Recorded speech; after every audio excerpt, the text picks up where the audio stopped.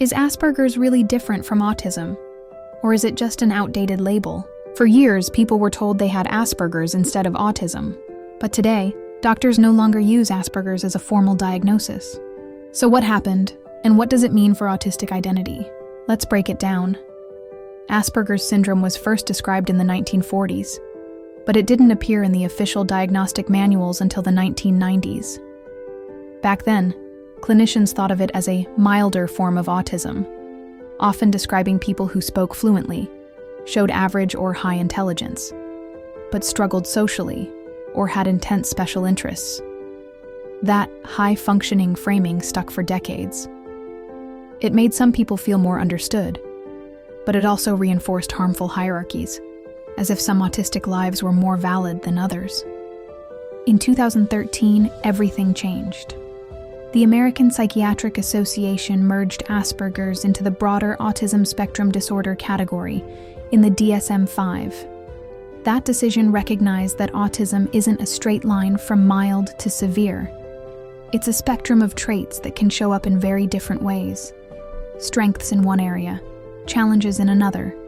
So today, you won't get a brand new diagnosis of Asperger's. Instead, you'll hear Autism Spectrum Disorder with notes about support needs. But here's the catch. Many people still identify with the word Asperger's because it shaped how they first understood themselves.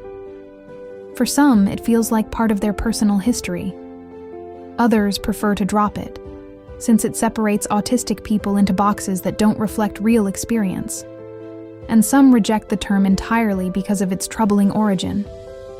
It's tied to Hans Asperger, a figure later revealed to have cooperated with Nazi programs during World War II. That history makes the label painful for many in the community. What's the takeaway?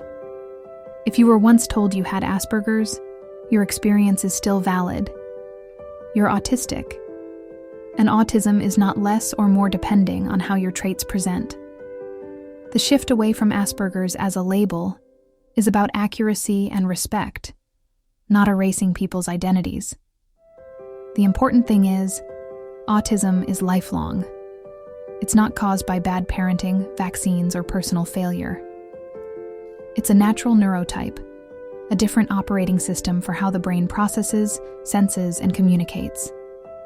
And within that spectrum, every person deserves support that meets their actual needs, not assumptions based on a word. So instead of asking, is Asperger's different from autism? The better question is, what supports, environments, and respect help autistic people thrive? Because labels may change, but the reality of living, learning, and connecting as an autistic person is still here. If this helped bring clarity, stick around for more Coffee 5 episodes, where we unpack neurodiversity with nuance and respect. Subscribe so the next one finds you. And if you know someone still confused about Asperger's versus autism, share this with them today. Sometimes the right explanation makes all the difference.